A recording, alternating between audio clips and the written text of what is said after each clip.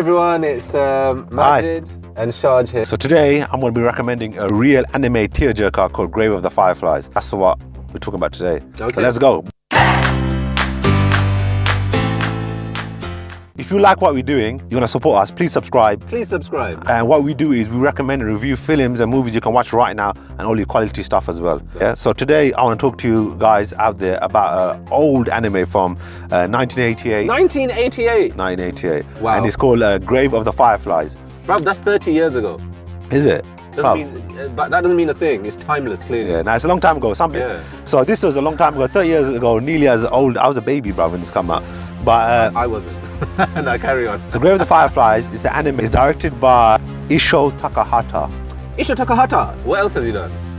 It's a good question. I'm not really sure what he's done, bro. Well, I don't know what else he's done. 30 years ago, he may have done some other stuff, but the point is he done Grave of the Fireflies. Yeah, and what the story, simple story is, it's a drama, a war story. So it's not a typical anime. When people think of anime from Japan, they think of action, martial arts, fighting.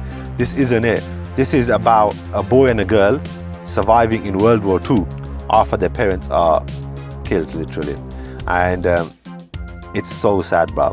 I recommended it to my mate one time and he cried like a baby. He was in the corner of his room crying. So I think that some of the most powerful ones that are made from Japanese anime are actually to do with World War II. I've seen one recently as well, which I'll bring up later. It's about a boy and a girl, brother and sister. The sister is around 5 years old, she's very young. And the brother's like 10 or something. The names are very difficult to say. The boy is Seita and the girl is Setsuko. Yeah, and they're voiced by, I can't even say the name, it's gonna be hard. The boy is voiced by Tsutomu and the girl is voiced by Ayano. Yeah, but anyway, so let me just tell you the basic of how it starts. Yeah, imagine they're living with their family, it's all good. Yeah, and it set the scene. This is set during World War II.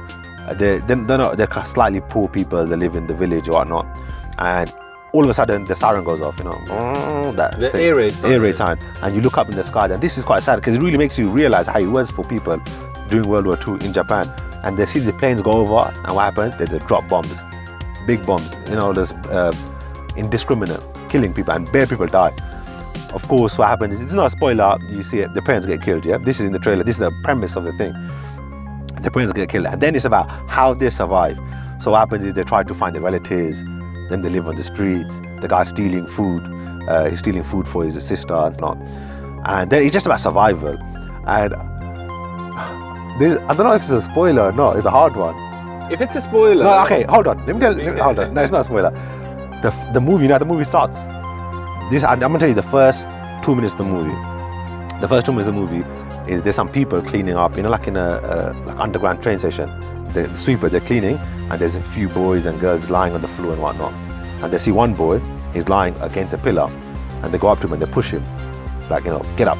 He just falls, he's dead. That is the main boy of the movie. Yeah, and then something falls out of his hand, like a sweet. You've just told us that the main guy dies. Yeah, exactly. But this happened in the first 2 minutes of the movie, so it's not a spoiler. It's in the trailer. So what I'm trying to say to you is,